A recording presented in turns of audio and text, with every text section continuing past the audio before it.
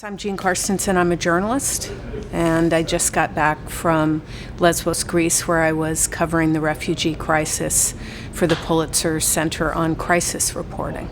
This is the biggest wave of refugees and migrants that we've seen since World War II. And I wanted to go to Lesbos because this was the epicenter of the crisis. This refugee situation is going to be with us for a long time now. I think it's becoming part of the modern world. What happens when a local population suddenly is overrun with all these refugees? How do they cope with that? How do the refugees cope with that?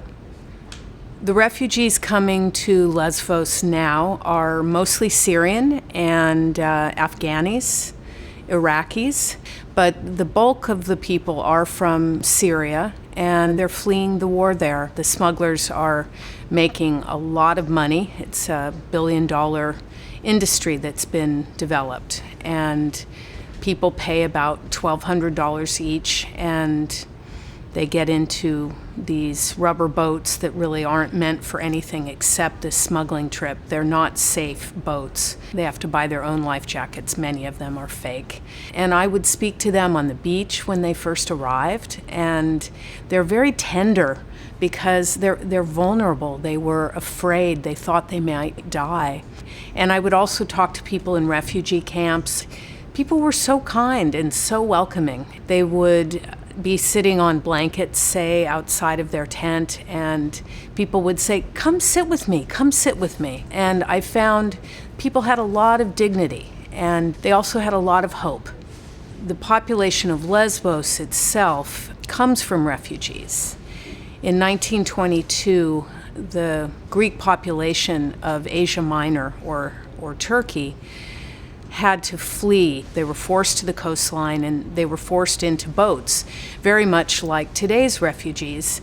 And they came across to the Aegean Islands, including Lesbos. As I got to know more people there, I realized there was a quiet sympathy that a lot of the population had for these refugees. One place I spent a lot of time is a village called Skala Sikaminya. And this is a village of just 140 people. It's one of the areas where many, many boats arrive. How can a population of 140 people deal with thousands of people walking by their village every day?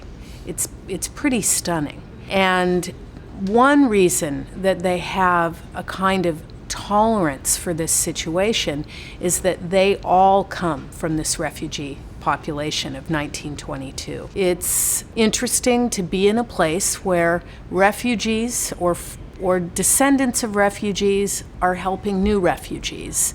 Not everybody supports the refugees. It's caused a lot of stress on the island. There's a lot of fears, but so far there's been a lot of kindness and a sort of willingness to try and help them. A lot of the help I saw that the Greeks gave to the refugees were just simple things like, if somebody needs food, well, there might not be very much, but a little bit of bread might be shared, something like this. But that willingness, that small gesture, goes a long way.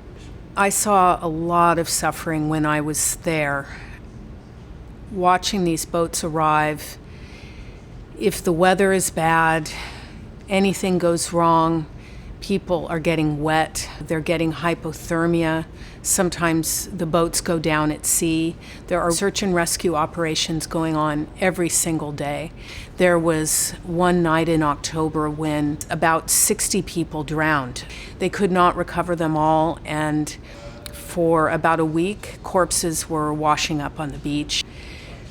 And to see what these refugees go through, the amount of fear, what it's like to already have lost your home and then to lose your husband, your wife, your children on this trip that you're taking filled with hope for a better future, but some of your family doesn't make it. It's really very, very tragic. I feel even more motivated now to report on the refugee crisis than I did before, because we're seeing a global rise in Islamophobia.